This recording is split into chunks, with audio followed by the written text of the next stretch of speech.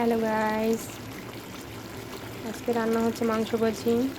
মাংসটা কুচাতে কিন্তু অনেক সময় লাগে, একদম কুচি কুচি করে কেটে তারপরে এটা করতে হয়। দেখুন একদম কুচি কুচি করে আমি কেটে নিয়েছি, অনেক সময় লেগেছে আমার। আর ছেলের বাবা বলেছিল এর আগে মাংস ভাজা খাবে, কিন্তু নারকেল ছিল না, তাই করে দিতে পারি নাই। এমনি ভুনা করে দিয়েছিলাম। এরপরে তো ফ্রিজ পরিষ্কার করতে গিয়ে একটু নারকেল খুঁজে পেলাম, তাই ভাবলাম মাংস যেহেতু আছে, মাংস ভাজাটা করেই ফেলি। ছেলের বাবা খেতে চেয়েছে, আমার কাছে আবার কেউ কিছু খেতে চাইলে না করে খাওয়ানো পর্যন্ত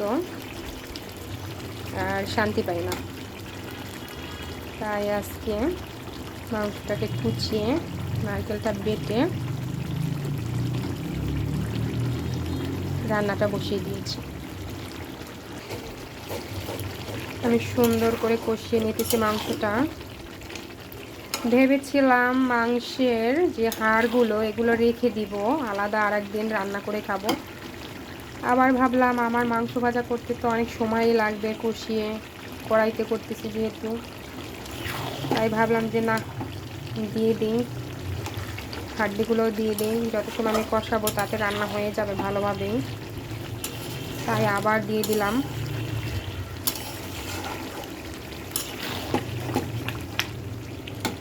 ভালোভাবে কষিয়ে নিয়ে এই যে আমি জল রেডি করে রেখেছি, জলটা দিয়ে দিব।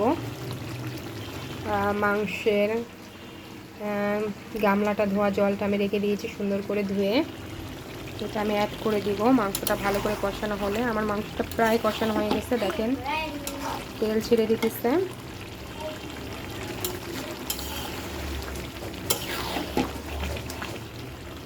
মাংস থেকে তেল ছেড়ে দেওয়ার মানে হলো মাংস কষানোটা হয়ে গেছে, কিন্তু আমি আরও কষিয়ে নেব, বেশ সময় নিয়ে আমি কষিয়ে নেব, যেহেতু আমি হাড়গুলোও দিয়ে দিয়েছি সাথে। আমার মাংস কষানোটা ডান। এখন আমি জলটা দিয়ে দিব। দেখুন আমার মাংসটা কষানো হয়ে গেছে। এখন আমি পর্যাপ্ত পরিমাণে জল দিয়ে দিব। ওকে, আমি জলটা দিয়ে দিলাম। এখন ভালো করে সিদ্ধ হবে।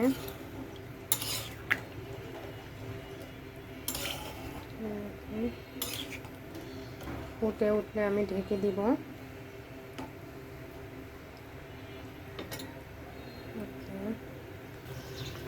এবার ফুটে ওঠার পালা।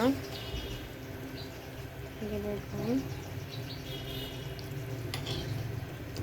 কষানোতে কিন্তু অনেকটা সেদ্ধ হয়ে গেছে আমাদের, 50% সেদ্ধ হয়ে গেছে আমাদের কষানোতে, বাকি 50% আমাদের জলে হবে এখন। দেখুন কতটা কুচি কুচি করে আমি মাংসটাকে কেটেছি। এই পানিটা আমি একদম শুকিয়ে ফেলবো, একদম ভাজা ভাজা করে ফেলবো মাংসটা। সেটাই হলো মাংস ভাজা।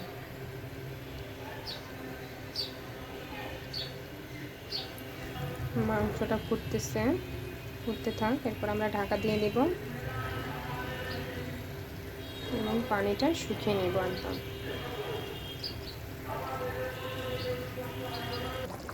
একদম টক বক করে ফুটতেছে, দেখেন ঝোলটা